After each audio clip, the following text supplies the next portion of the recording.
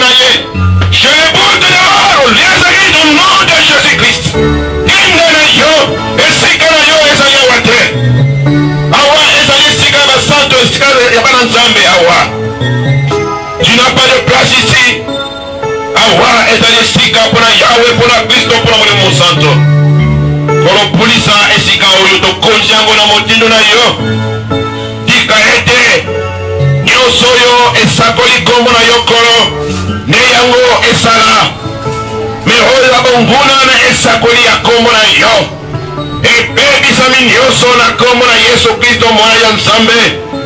Oyo mona ni pona kopebisa misana oma pe. Ba reformer eba ndeko branso ba Kristo basangani au ba yei. Po baswa mapamboli na yo na nzela ya molimo na yo Nzambe. Yango wana pondeli yo koleje okokisa moko na moko. Amilengela oye kozala kati na ndako na yo na lolenge yo lingi. Nzambe yo Yahweh ozali molimo pe olobi ete ekoki na basambele na yo. Ete basambela yo na molimo pe na solo. Kika okuta moko na moko azali awa. Okuta ye na motindo yango. Wana utali ye umoni ye. Solo okuti ye na motindo wana. Bebisa lolenge nyonso ya bonzoto ya mosuni kolo. Tikete molimo na yo akonza biso banso na kombo na Yesu. Nani aye na bolembo awa. Sikoyo. Na pesi mitindo na bolembo. Tika nzoto yo. Kenda esika ya yo na kombo na Yesu. Malade. Tio na yango. Koz na yango. Na pikoli. Koz wana bebisi na kombo na Yesu Kristo. Et conséquence ezali guérison na kombo na Yesu Kristo. Pesa moto nyonso kimia wakolo. Akopima na lolenge ya yelite. Toyaki awa po tozwa. Tozwa bilei na yo. Tozwa bimeli na yo. Tozwa mabongi na yo manso kolo. Na ntina ete kosonga biso na basika na biso bandako na biso. Kolo osali mbongwana kati na moko na biso. Totondi opete yo moko aussi ozui responsabilité, aussi ozui charge, conduite, contrôle, encadrement. Yako yanga na mobimba oyo bande bande kinosuka na kombo na Yesu. Kobanda biso ora kipese na pondi lo pour réformer banso. Awa na Congo Central kuna na Kinshasa dala bawe kuna na Kananga na Mbushimai Lubumbashi Kasumbalesa Kolwezi Mandaka Kisangani Wanirukula Upundu Ituri Lubutu Olo bisika nyonso Dingoma na yo ezali kosangana na RDC ba réformer parce que ba Kristo banso lokola beli banda ya mboka Nzambe na pondeli yo ete ezali okosala wa oza kosala pe pa nyonso wana sangisa biso banso molimo moko enkolo tolingi komona nkembo na yo tolingi komona nkembo na yo tolingi komona nkembo na yo na kombo na Yesu Kristo katanga biso oyo aza likolo kombo na yo ezala mosanto okoji na yo eya mokano na yo esama na se lokwa likolo pesa biso kwanga ekokilelo limbisa biso nyongo na biso ela moko elimbisi biso bango na nyongo na biso pamba biso na wakala suza myole nyabuta bana mundo imo kasi lumbu byalandila mubale katulu wakaka mwana ni wakwa unapingisa mwana ni wakwa yani wabonga wa moyo wapangiani unapingisa mwana ni wakwa yani wabonga wa moyo wapangiani opala kundi yange Bukavumbu muyemika mwana yangi wagile wafwa otala kundi yange muyemika mwana yangi wanyonga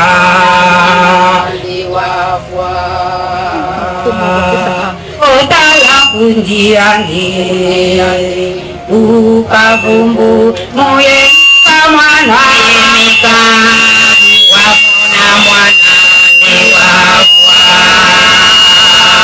talapaka zapwa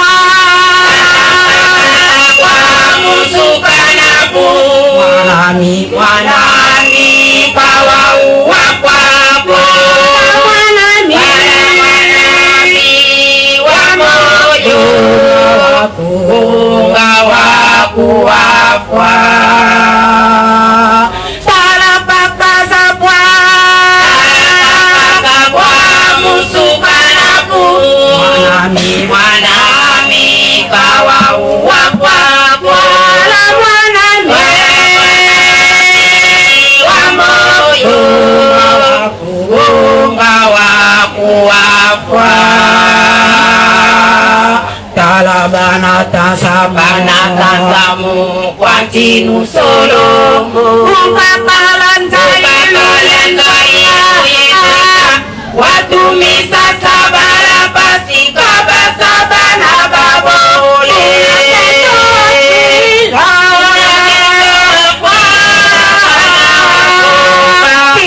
tinu babasa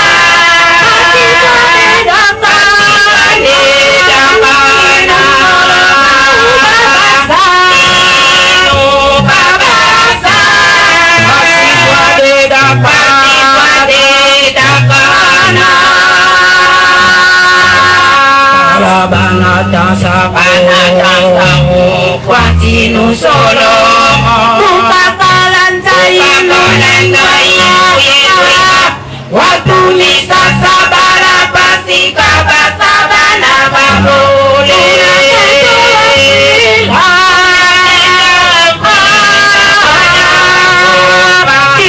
tinu babasa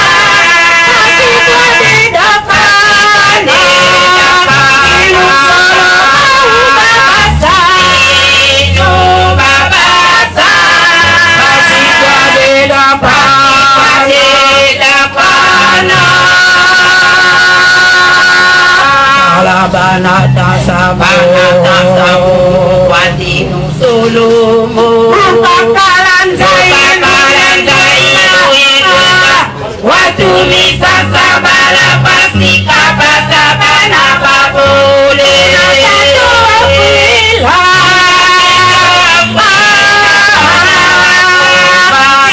tinu babasa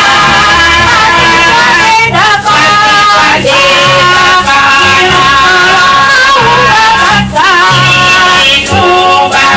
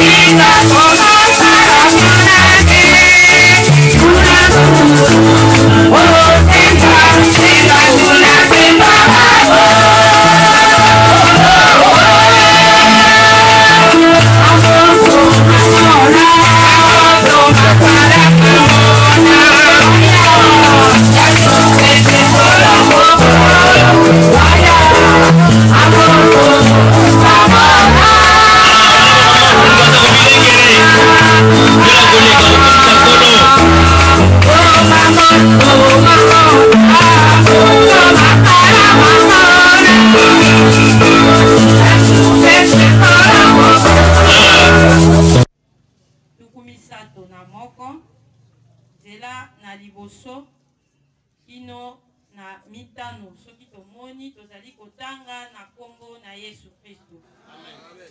Yawe alobelaki Mose ete tala nasili kobianga Besalele mwana mobali na Uli mwana na Ulu na libota na Yuda na nkombo pe nasili kotondisa ye na molimo na njambe pe na mayele pe na kososola pe na boyebi pe na mayele na misala yonso po na kokanisa misala kitoko pe po na misala na wolo pe na palata pe na motako pe po na kokata mabanga kokangama pe po na kokata makomi na njete pe po na misala na ndenge yonso. Amen. Amen.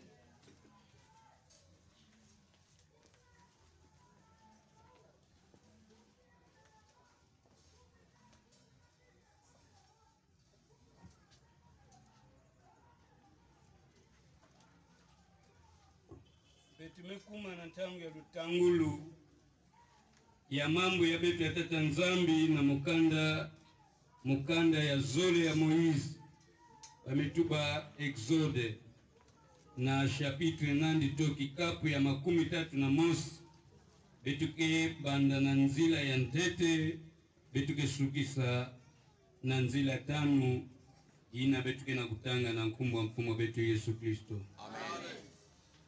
Yawe wavova kwa Mose wata tala mono mbokele Besaleli munkumbu andi imwana Uli mwana Huli mukanda de Yuda mono infuluzi mumpeve Nzambi munduka mukintona munzailu ye mukinkete musala salu bya mpila mumpila musoka salu bya kinkete musala salu bya wola bya palata ye bya nsongo munuata matadi mana mamanu kwa ye munuata minti musala salu bya bio bya mpila mumpila. Amen.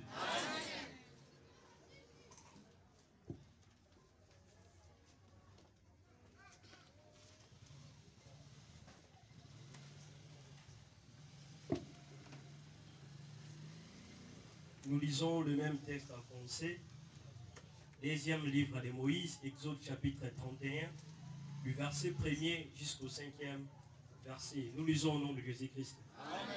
L'Éternel dit à Moïse, sache que j'ai choisi Betsaïel, fils d'Uri et petit-fils de Hur, de la tribu de Juda. Je l'ai rempli de l'Esprit de Dieu, d'habileté, d'intelligence et de savoir-faire pour toutes sortes de travaux.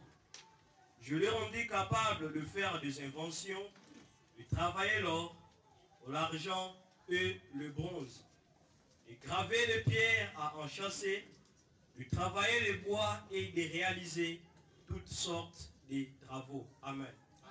Une qualification, la dispensation à parole na yo, qualification, la audition à parole na yo, qualification à Saint-Esprit. Et voilà la combo na Yesu Christ. Amen. Amen. Amen. Amen. Pendant les Kane Nzambe tozali koba na mamalika monene oyo epesami biso kati na ekelesia ya Yesu Masihi ya reforme. Tozali koyekola yango na sanza misato oyo na likambo etali mosala. Me nalingaki na concilier mama likambo wana na événement ya lelo. Parce que lelo eza mokolo na Pentecôte, mokolo oyo na boyei na molimo santo tozali kocelebre yango na kana yango. Yango wana tozali awa bandeko kuta lipana bipai disasa bazali awa. Bon, ngangi lansanda e consort ba kote kuna na contre wana bazali awa. Biso batnake mpezo ali awa. Ba reformer na bandeko mosusu kata bandi moko na Yesu Masihi bazali awa. Na biyamba mosusu. Bongo tolingi kosanga na banso na bomoko kata molimo. Kwete atako tozali na ba denomination ya ndenge na ndenge. Tozali kaka na nkolomo moko. Ye Kristo Yesu. Tozi molimo moko molimo santo. Bongo mama likambo tozali kolanda mikolo oyo ezali na ntina na mosala. Alobi ete mosala ezali ngolo ya Nzambe mpo na bolamo ya moto. Mais maintenant lelo oyo tolingi kokangisa likambo oyo ya mosala pe ekende engebene na likambo oyo ya boye na molimo santo. Voilà comment nous avons intitulé le thème de ce jour. La capacitation du Saint-Esprit dans le travail. La capacitation du Saint-Esprit dans le travail. La kolimbo yango na lingala. Bien que tant musumwa koko so makamo soso. Bon, kasi likambo te. Français nde ake malamu. Donc comme kolimbo likambo ya capacitation. Makoki oyo molimo santo apesa kakati na mosala. Moni. Bandeko soko tokotala makambo ya mosala. Ngaza ekoloba wana tina misala mibale. Mosala ya yambo eza mosala ya molimo. Ya mibale eza mosala oyo na bengi yango eza mosala ya bonzoto. Mais na bonzoto na sens oyo mosala oyo tokosala kapoto milukela na ndenge ya kobikisa omoi oyo ya mokolo na mokolo. Donc le travail spirituel et le travail physique. Et qu'il peut n'andenge pe à travail intellectuel, travail manuel. Donc moni makamumi balo yango toli kotalao. Mokolo musukuna na kisasa tozali koyebisa ete omoni batu mingi tozali kozwa échec na misala basalaka po bomibikisa na bomoya mokolo na mokolo. Po baza koyeba te nini basengeli kotia musala nini basengeli kotia liboso. Généralement batu mingi bazali koposa nete avant osala mosala oyo ya yo po oyeba komibikisa na bomoya mokolo na mokolo. Il y a un travail qu'on appelle un travail préalable. C'est-à-dire mosala oyo ekozala avant owana osala po oluka komibikisa bomoya mokolo na mokolo. Vous allez enseignant, vous allez moukna wenzi okenda koteka, odebulaka na boye, vous allez accompagner songolo, tout ça. Beaucoup de gens oublient et manquent même le temps de commencer par ce travail qui est prioritaire, le travail spirituel. Bible, hier sur le Bénabiso, Matthieu chapitre 6, verset 33. Cherchez premièrement le royaume de Dieu et sa justice, et le reste vous sera donné par surcroît.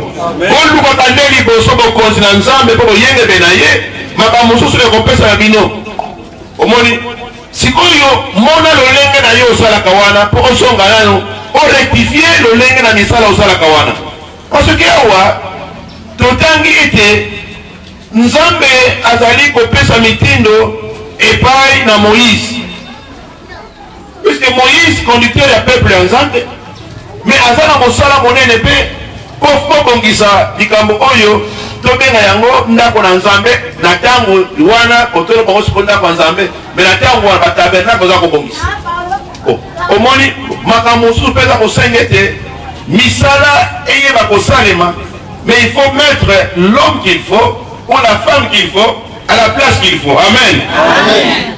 Omoni makambo mingi eza kosalama na bisala sala parce que motu oyo azali kotiama lesika songolo azali na mabongi wana te, azali na qualité wana te, azali na aptitude wana te, azali na faculté wana te. azali na capacité wana te c'est-à-dire azali na mabongi wana te na esika ya tiami lokola aya mabongi wana te donc ayebi te ndenge ya kosala mais babambi kaka wana yango wana lokola ayebi te on est donné tout ce qu'on a soko na eloko tokopesa te donc eloko oyo yebi yango wana kopesa kosala na mosala opesa nini voilà pourquoi wanzambe azali kobe te ngai boseba ngayo ngai na poni mpe nzambe azali koyebisa bacapacitation na ye to lolenge oyo akalifie bato oyo azali kopesa bango etinda epa na moïse ete batia makati na mosala verset 2 na chapitre 31 totangi ya exode d'abord na 1 nzambe alobi na mose l'Éternel parla à Moïse et dit sache que j'ai choisi Bezalel fils de Ri fils de Hur de la tribu de Juda. Maintenant 3 je l'ai rempli de l'esprit de Dieu. Natoni si na molimo ya Nzambe. Omoni likambo liboso yango ye moko Nzambe aza confirmer ke moto oyo nga na poni Bezalel wana nga na poni na mosala oyo songolo ngai moko Nzambe natondisi ye na molimo na ngai. Donc awa nde Nzambe azali kopesa ye capacité aza kopesa ye nguya makasi lolenge oyo ete akoka kokokisa lotomo ya mosala oyo bapesi ye. Ici c'est la qualification de Dieu na motu songolo ete ayeba koremplir kokokisa mosala oyo bapesi ye. Donc ici c'est un travail spirituel ezali nde likambo ya yango Nzambe alobi ete napesi ye molimo na ngai mpe molimo oyo eza komema epa na moto oyo eza kopesa ye sagesse eza kopesa ye intelligence eza kopesa ye savoir mpo akokisa misala nyonso nalingi oyoka yo nayoka yo akokisa misala nyonso. Soko Nzambe apesi mutu ngolu mutu wana akozala génie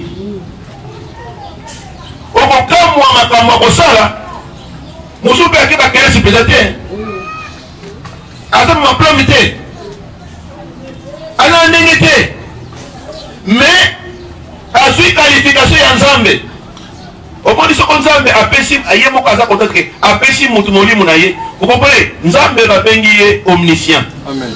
Omoni azali ko omniscient donc moyebi na makambo nyonso c'est que soko ye apesi na mutu omoni mwa mayete na koyeba na kelesi wana ta musu mutu ayekwe ya kozoma spécialité na domaine songolo aka spécialité na kulikamo boye bona boye c'est que côté mususu bapesa sa musala akolonga te parce que azali limité mais mutu oyo azwi qualification ya Nzambe bakopesa ye mabongi oyo ezali ilimité ezali ya ndambu te bakopesa ye mabongi nyonso. Yesu alobaki na bayekoli wana domaine purement spirituel pour la évangélisation alobi na bango kuna toza kotala likambo oyo na acte 1 verset 8 bolongwa na Yerusalemu te bofanda kuna kino bokozwa nguya kowuta likolo molimo santo koya likolo na bino mpe bino bokozala batatoli na ngai wana mpe ezali capacitation spirituelle zali awa Yesu azali kolaka bango ke ti bozali wana bokoka kosala eloko moko te soko bozwi nano te mabongi oyo mpo bokende kotatola bisika nyonso kotinda bino. Mutu nyonso oyo alingi kobanda activité songolo awa toli kosimba mwa makambo mike na bokuse tokozapela molai mpenza tie tolingi kokakangisa awa likambo oyo ya mosala oyo yo osalaka mpe lolenge nini osalaka yango mpe lelo eloko nini osengeli kosala oyo osalaka te mpo na mosala wana ozwa mingi koleka ndenge ozwaka liboso. Amen. Naza compliqué mwa moke langage na mais je vous comprendre quand même c'est-à-dire osalaka na yo mosala na yo wana ozwaka mpe ndenge ozwilaka wana mais ntango mosusu ntango osalaka yango ozali mpenza kotia likambo oyo toza kobala wana liboso te mosusu okolamoka boye bazanga mpe mosusu bazalaka ntango mpe ya kosambela mata mosusu soki akendaka katelima te soki tokomi ntango mosusu pongi ekosi mwa moke tokomi katele 5 mutana akosutoka boye esokozo ntango bolela donc buya awanaka makambo mosala na ye kuna mais abosani ke abandi mabe puisque likambo oyo asengeli kosala oyo mena ekoentraîne bolamu na mosala oyo akomizwila yango moko likambo na bosani yango c'est dangereux. Et Satan, à sa ami, il commence à distraire partout. Azangi sayo tango, mususu était au bord de la terre, avant au côté de Moussala, tout autant la bibliothèque, avant au côté de Moussala. Parce que mingi baza ko distraction wana. C'est pourquoi tant musu obimi okei ozui. Mais ndenge okokaki ozui la ezali yango te. Soko obandaki Moussala et le monde il faut toujours commencer par consulter Dieu. Yango ezali secret monene. C'est pourquoi on le dans Josué. Vous comprenez ce verset-là? Josué va ko pèse secret pour longa. Parce que Josué azali ko kitana Moïse. On le bien Josué 1:8. Vraiment comme moi. Que ce livre et la loi ne s'éloignent pour de ta bouche, n'est-ce pas? Mérite de l'être quand jour et nuit. Maintenant conséquence ni. Ni yango na yo. C'est-à-dire maloba nzambe yo elonga na monoko na yo te. Okasango kutuna moyo. Yango ko sala te yo olonga na makambo no soli ko sala. Bande ko yo kama malamu. Batu mingi uzako kweka na ba piège oyo. Ya makambo oyo Yesu kalobi Jean 15:5. Sans moi, vous ne pouvez rien faire. Vous faites les choses, vous travaillez sans Dieu. Vous travaillez sans Jésus. Vous travaillez sans le Saint-Esprit. Mais ok, on l'a manqué tongo 4 du matin, ok, luka. Au bandi, ne va bien dans la kishasa kona. Au bandi, comme il nous là, na wenze oyo, yebanani. Allez, on construit ça na wenze yabitu. Yo on bima qui n'a pas yo 4 du matin. On a pour faire terre, mais tellement montagne luka, bon talaye. Donc ata asui, mais à quoi il a question yo acheter la ils sont bons montagne voilà parce que moi ata on sala wana sur pas bonité de pas non pas bonité. On tient on approche wana et tout comme moi on organise bon c'est de l'argent qui n'a pas de bénédiction. Attention, et vous avez comme côté yo kamalamu, il faut bien commencer la journée avec Dieu. Il faut bien commencer mon sala oliko sala elongo na nzambe. Molimo na nzambe kat na yo akopesa yo mabongi nyonso pour orienter yo pour kotalisa yo nini okoki kosala pour olonga. Awa batombo na français balobi nzambe balobi ete je l'ai rempli de l'esprit de Dieu. Donc mon esprit de sagesse, esprit d'intelligence, esprit de savoir ou de connaissance pour toutes sortes d'ouvrages. Amen.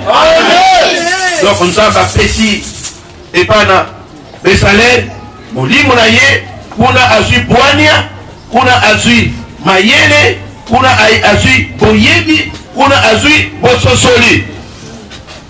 Awa nalingaki toyoka na malamu mbote na biso mbote lisusu mbote lisusu lelo eza mokolo ya Pentecote.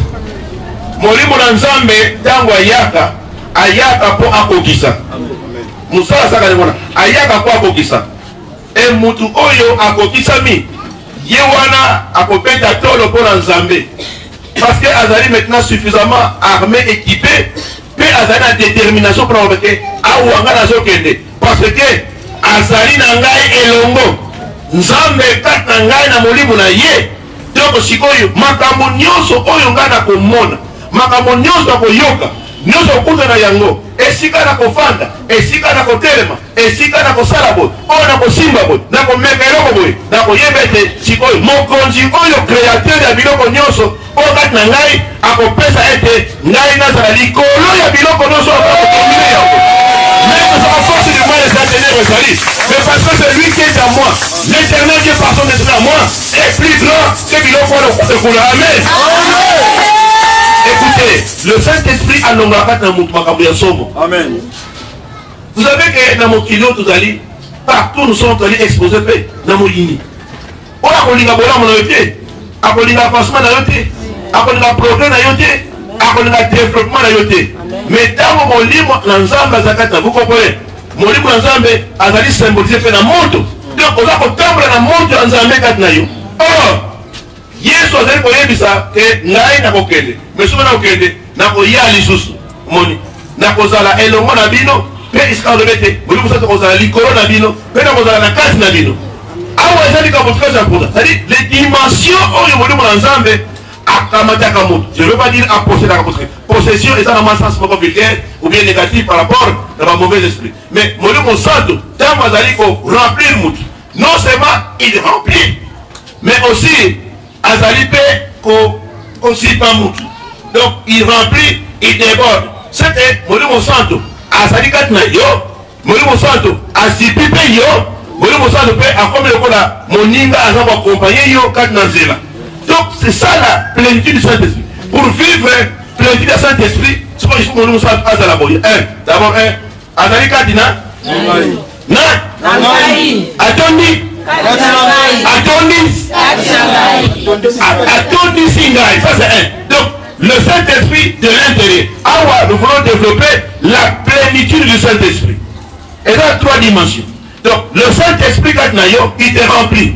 Donc vous avez la plénitude du Saint-Esprit. Et puis le Saint-Esprit qui déborde maintenant, il te couvre un peu.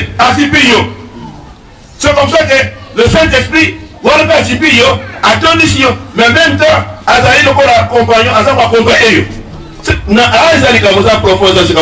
c'est que partout, le Saint-Esprit azali comprendre les cambo il y a comment il y a qu'on gérer, comprendre en charge, na bisika nyonso oyo bakoli na kwatakele yo. Si soko attaque moko yé pour elinga et contact na yo, étant donné que ozali na Saint-Esprit comme bouclier, avant le terme que je cherche. Donc, on a voulu prendre ensemble comme bouclier, donc on a voulu ézipi yo. Alors, à ce moment-là, très enflammé. Biloko bambanzi ya moto, omo ina oko tindika yo. Tango koya, mais mon compte a été, yo ozali déjà, yako koka. Non. Yako si. Alors maintenant, tango il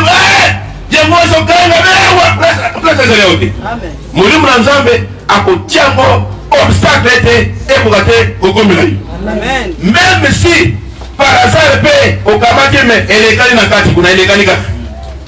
Na kopenda mupebe, na kolia, na komela. Mais si on peut écrire kuna, mais on compte kuna et le maison c'est les kuna. Non, écoutez, vous ne comprenez rien. Vous ne comprenez rien. Au moins, on a Zambia solo. Azali pleinement protégé. Azali intégralement protégé. Amen. Jésus a tout dit. Moni. Yoka, il faut vivre avec le Saint-Esprit. Amen. Bon, attaque et Kozalaka. Yalibanda et Koya, mais comme ça que peut pénétrer et continuer à Katikuna. Maintenant, yango, les Gambo Sengami, Molimo Santango, Asakabo, Alonga Kasomo. Alonga Kobanga. Soko Obandi Kobanga, Obandi Kolenga, comme une somme, pour pouvoir, puissance du Saint-Esprit. Vous avez diminué yango. Amo Anani, Otali sa protection, Oyonzanga, appelle ça là-bas, Oyaye. C'est pourquoi, Bozala, Nalikamo Oya, Kuyeba Likamo Malam. Alors, on a un peu de biso. Et ça dit pour être tout le yango, tout ce soir yango, tout pique yango, tout vivre yango. Beaucoup d'exemples la Bible, et ça compte ça, on a été qualifié. N'a pas voulu mon ensemble. On le mange de quatre nakutu, quand on l'unité. Dans l'action salak. Il agit de l'intérieur, il agit de l'extérieur, sur le plan approximatif, il agit aussi de loin. Et lui, comment il y a qui ce qui est et continue le monde ensemble à combien ça pour la carte pour la libana ce qui est et on compte le monde ensemble à quoi t'inquiète yango pas de ça à l'extérieur mais aussi à distance aussi on consomme les choses qu'on a harmonie moi dans ensemble à ça alors au temple mais parce qu'il qui est moi les muso qu'on a masso nous dans vie ça votre Jesus là on commence mais parce qu'il qui est masso qu'on a mais à partir à Ouattang, madame, le combien on a masse à Badikolela. Parce que masse à Monica Nayo, qui est aux alliés, dans la puissance, où il est masse. Amen. À Badikola, je ne fais rien de lui. Non, pour vivre ma camoye, vie à moi dans Zambé, on s'est consacré pas dans Colo.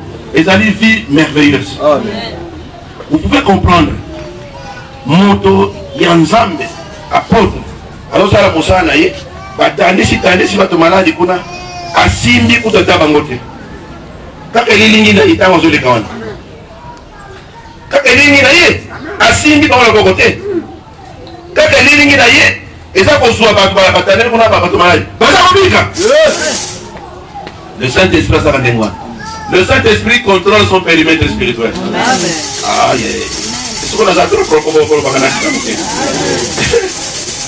à un moment, dans l'auditoire, il me comprend plus comme sur le bâtiment. Alors je vais descendre. Bon, je prends l'exemple de téléphone. Hein. Téléphone est à Kaboy. Elle m'a dit Bengi. Tant moto soko penza azali libanda na esiko téléphone ako yamba pas contrôler ba soit éteint soit hors ya périmètre c'est que kuna soko moto azali libanda esiko yo téléphone sako contrôler pour yamba ka appel na yo émettre et ainsi de suite. Donc omoni mwana ya nzambe esika yo ozali na likambo oyo ya kozala na contrôle ya périmètre spirituel ya yo. Amen. Ils n'ont pas compris. Amen. Nous sommes liés. Amen. Lupango na yo isikopanda kawana. Il faut ezala na contrôle wana spirituel na périmètre. Il faut ezala. Amen. Ola no pongi kimia. Mais mususu tango bazoko leka ezala botela moyo ba ali na ba kota basa peba na nia musamulili. Bako wa accès interdit. Amen.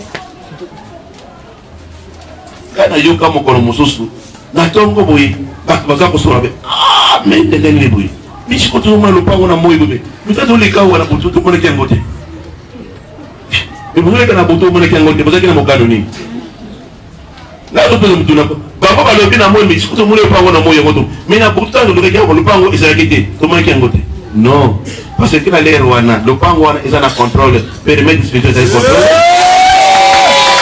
Dormez paisiblement, dormez calmement, mais en sachant que vous allez la plénitude du Saint-Esprit pour vous contrôler de l'intérieur, vous contrôler superficiellement et vous contrôler aussi à distance dans le périmètre intérieur. Amen. C'est profond. Amen. Moi, dans Nzambe, azakana vie ya kokanga pangate, olenga lekate. Amen. Isala na yo osala kawana. Consulter Nzambe na projet nyonso olingi kosala na kosala songolo. Tuna avi ya Nzambe, tuna mokano ya Nzambe.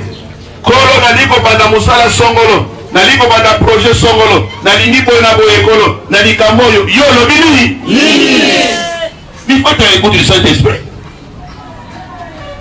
Molimo na Nzambe azali révélateur. Molimo na Nzambe azali inspirateur. C'est pour nous Nzambe akolakisa ka makambo epana mutu. Akososola makambo epana mutu. Il faut être à l'écoute du Saint-Esprit. Moi, les Nzambe, ozali autorité, ya kolama balatongo, donc ya aborder mokolo na ignorance. Koko table mokolo ngulu te.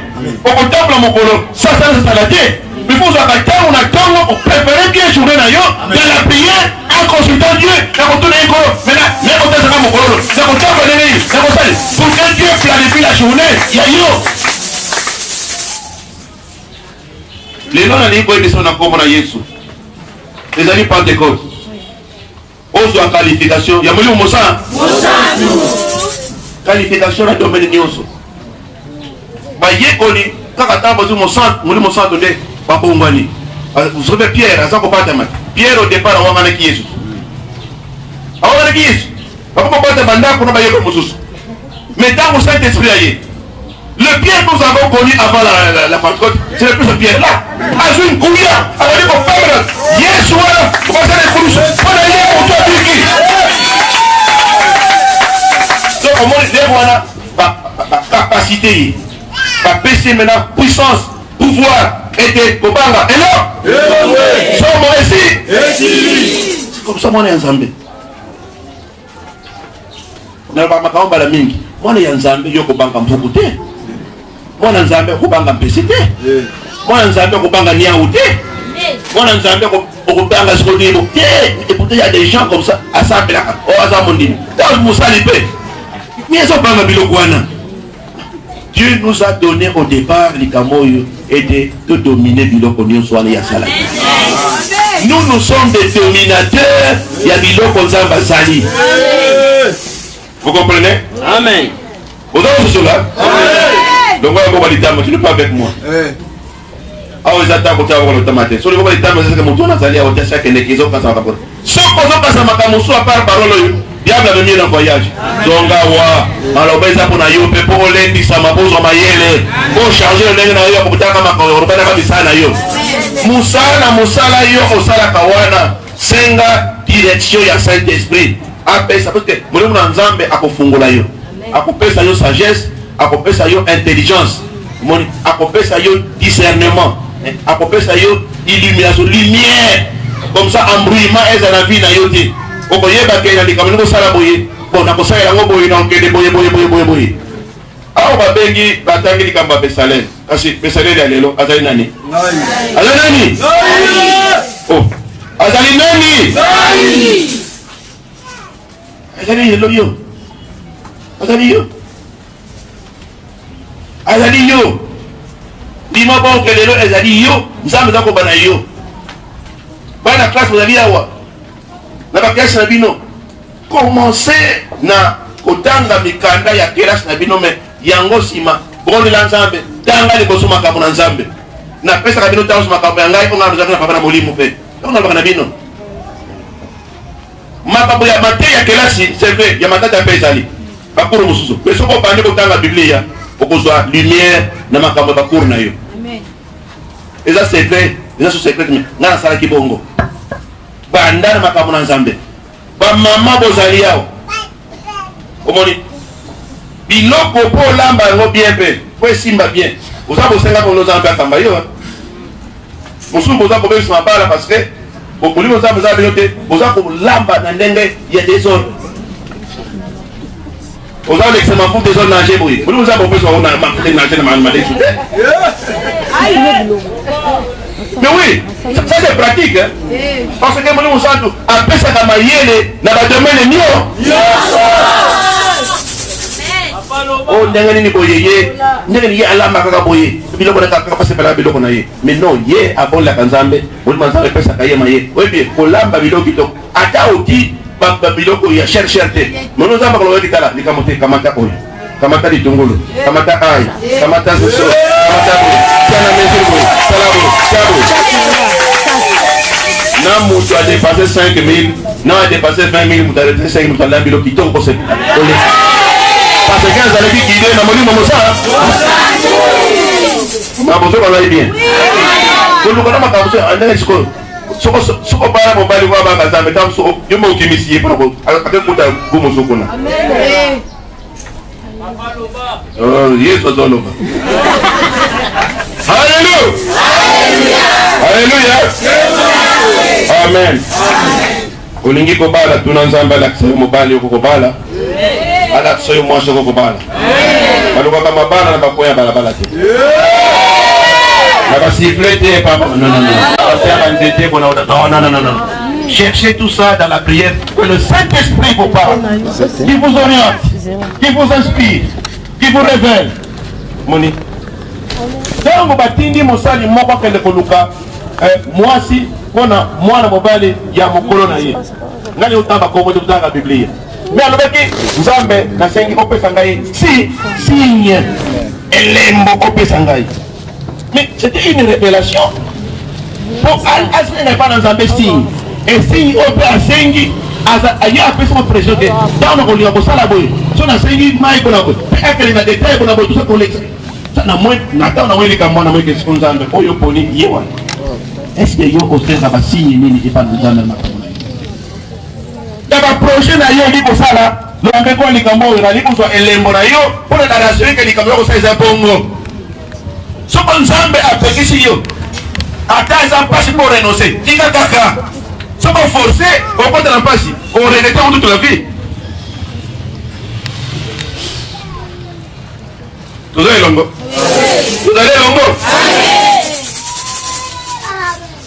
Galate on a besoin de force et aller pour la zone na biso était maintenant Mosoni, Nanzo, et tout le monde, mais ce qu'on a dit bien, ma camouflage que les redombés mingi. Généralement, mon nom, il y a un zambé, à ça qu'on va y connaître, à ça qu'on va y pas tout mingi, mais ça va peser et qu'il était, pour la voyou, à mon zambé. Et que la vérité, la communauté de mingi, on va finalement, babungi. Attention, et tout ma oyo, et l'andaka montonioso. Na vécu quotidien tango nyonso sika yo zali mais yo eloko sengami zalaka toujours na likambo yo ya kozalaka na boyoki ya molimo na nzambe kososola molimo na nzambe ata molimo na nzambe alobi na yo na makambo yo moliki na bazoto za pasi mais soko nzambe alobi na yo souffrir na matanga moke poza lesengo na tango molai mais soko résister na voie ya nzambe Pour se faire ça, c'est fini maintenant, on soit pas si, et c'est compliqué. Il y a des gens qui ont tout perdu dans la vie de Bango. Parfois, pour se rattraper, ils ont sauté comme trop tard parce qu'au départ, là, ils n'ont pas saisi l'occasion tant qu'on a visité ensemble. Quand Dieu te visite, saisis cette opportunité-là. Quand vous avez visité, et maintenant Dieu est en train de visiter aujourd'hui à travers parole des autres. Amen. Pour saisir le temps, est-ce que mon ensemble, au tient la place, n'a pas de famille au sein? Est-ce qu'on tourne à cahier? Est-ce qu'on me dit qu'il n'y a pas de guerre à Kamayo dans ma caméra au Salawan? Puisque c'est le travail. Maintenant, Moussalani ni Oyo, au Salaka. Mais Moussala, au Salayango. Est-ce qu'on tourne à Kinzambe? Bon, on va dire Moussala. Mais on ne peut pas retourner ensemble. Kolo. Si vous Moussala Oyo, il y a un bon pédalier au Monique Ngaï, n'a pas de Sala. Pour n'a comme un objectif. Puisque Moutonio sur la Likamba, il faut à viser objectif. Il faut à la Mokano yo lingi pour atteindre la Likamba. Ça va pas monter. Au comptable, kaka moulou. Ça. Vous avez bâti au souk de web. Na Likamba, il faut ça, il faut ça là-bas. Na Mokano. Et si quand on dit comment. Amen. C'est le Mokano. Ata biso, on n'a pas ensemble boy. Tu as ensemble là. Tu as ensemble ensemble. Quand on se prend ensemble biso. Mokano bisani. Na Mokano nangai avec Moko za Mokano nangai. Pour ngana comme na dola. Yango Mokano. Même si koyo na makambo oyo ba moyo Mokano Mokolo. Yo bali ma musala. Mokano esani. Yo hotel aga so bongo be ya 100 francs Mokolo. Usoka wana. Il pas exagéré. Nguba soka 1000 francs. Est-ce que vous avez un noté au Komake? Je ne peux pas le poser à la moto, grossiste, on va le importer. C'est ça ce qu'on va faire. Puis on casse les dents, on se met un bénéfice de 50 $. Ah, vraiment, au moins c'est la fin du monde. Zaraka na vision monene. Moi, dans Zambie, Zaraka na vision monene. Au revoir, on a Zambie, Ngai. Ngai, en tout cas, Ngai n'a dit que yo kana yo, yo kana. Ngai prend ça et la paye. Na lingi pe yo ko se retrouver no akamana ngai bongo na lingi ko pesa ngai dikamoboy Bible Bible senga bokoso amen so ko la vision munene no milango nzambe zamba ko pesa yo mais à la seule condition que nzambe amona intérêt na makamwana amen amen là je suis amen amen là je suis so ki le kamoza ko sala ya kuluka misolo pona yo moko soka intérêt à Nzambe za kuna te ata osenya mine Nzambe kupesa te Nzambe que moi je me retrouve pas là-bas Nzambe kuna te mais soki intérêt à Nzambe mais banda ko meka maintenant banda aparte le banda ko meka quel que soit li kamo ko meka Nzambe intérêt na ye zali kuna pesa Nzambe n'importe quel montant olingi okope kupesa Nzambe no pede l'école na li ko soit likamo oyo pona boyi kasi tala likamo na yo intérêt no yango kele omeka na lobe na yo kele ome na za ko lobana na koma na Yesu kele ome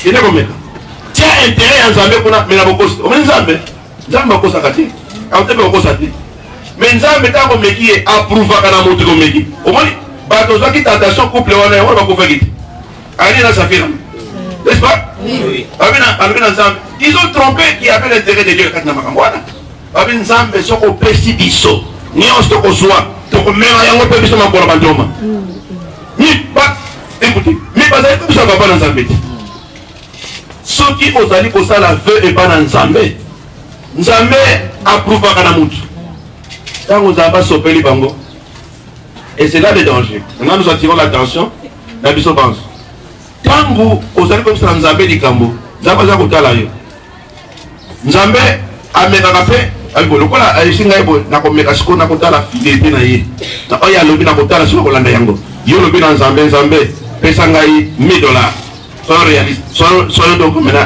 pragmatique pratique kolo pesa ngai $1000 mutu amesaka kosimba $50 kolo basenga $1000 par Nzambe ye kosi kopanga kosenga yango yakosi mbwena biso kasi yo mesana komona ka 50 ana pesa yango ekosenga $1000 wala yakaite ye nani sikoyo yo kabala to susu eza ya yo amen eza ya yo mais alors ta bikolo na sanga 1000 na 1000 wana tala intérêt no yango ya yo parne yango mais Dieu peut aller au-delà de 1000 pour ameka yo soko okotika la c'est bon mais musuta ngo jenengo wana lokola alina sabira Ah, mais maman, on peut c'est trop, hein. Ah, ouais, Pierre, ça n'y a pas été. Pas la chambre. Moi, c'est pas la chambre. Bongo, yo, Pierre, ça n'y a pas été. C'est mon avis sauté. Et ça, bongo, avis au monde. Attends, le paquet de copains, ça, on y a un seul boy, mais. Ndambo est long. Pourquoi vous n'avez pas un sauté? Attends, Ndambo, boy, Nzambe, à comprendre, à comprendre. Est-ce que Nzambe a comprendre Bokosi? Nzambe a comprendre Moïbi? Soko si osala parce que Nzambe si amekota ngomoko bo sengaka. Mais ozaki sembo te makamwana pour pesa pa Nzambe makamwana. Mais là les loko zo kana yoki a obunga kinzela. Les loko maintenant refaire. Senga bolimi c'est pas Nzambe. Et sali nouveau départ lelo. Na mokola Pentecôte sont aujourd'hui le 23 mai 2021 à Kepese. Loba et pas na yo que ça dit nouveau départ. Nouveau départ. Tu dis? Nouveau départ. Lisusu. Nouveau départ. Lisusu. Nouveau départ. Lisusu. Nouveau départ. Amen. Kolo alobi pour Monique, makambo mususu musai ko na bongote eleki. Mais lelo nouveau départ. Avec Dieu, nous ferons quoi des exploits. Mais longola makambo oya loputa, longola moyibi. Longola moyini, longola makambwana, lokuta moyini, moyibi. On makambo ensemble. Bon, écoutez, tout ça quand makambo yo, parce que volé mon centre et c'est quand on sala mon sana yé, à ko pesa na bateau, likambo o abengi libéralité, générosité. C'est-à-dire comme il faut là, pour mutu amona ndenge ya kozala utile pour na bateau mosusu. Azala lisungi pona ba mususu azala lisungi pona mosala ya Nzambe na vie komi mona kaka yo moko te to yaki na mokili oyo po ngai nazala utile pona mususu yo pozala utile pona mususu et c'est comme ça et soki olingi kozwa makambo menene ya Nzambe ata na prière na yo puisque égoïsme mususu za ta prière moto suna ko bon la za égoïste avant la rapona yemo ko soyez marié avant la rapona yemo ko mo va na bana ye et pour na ba ko na yesili et des gens comme ça mon dit Christ paix il n'a pas le temps de prier pour les autres mais ceux qui osent ko soit temps il y a ko bon de la mingi pour la mususu na mo bi bossa na yo mais la Dieu s'occupe de toi pleinement amen mon yo ko dit ça ko ba za ba égoïste na prier et puis Nzambe ambola ngai on a pas na yo on peut se titre comme la lelo on peut se mikate et c'est pas que prière il y a maternelle donc yo ont raisonné ça va faire ça type comme la lelo ça va faire ça il pas appelle son mokate c'est pas ça eh naza ko loba na yo na kombo na Yesu senga ta makambo ya mine Nzambe na biso azali monene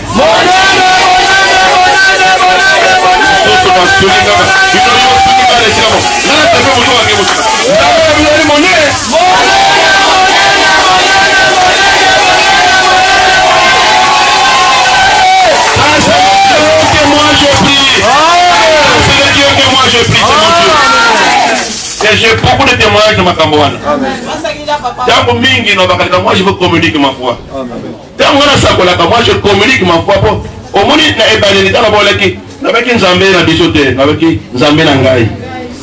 moi je sais comment je communie avec mon Dieu. J'ai un témoignage de Soukawa. Attention. Ozala moto na biloko ya chana na kakatango de zote. Biloko chana na. Biloko chana na chana na chana. C'est pas ça. Nous comme kambo ya minene, ezali droit na yo. Amen. Le départ Nzambe ya wasali mokili. Alingela ki ozala moto yo ya makambo ya minene.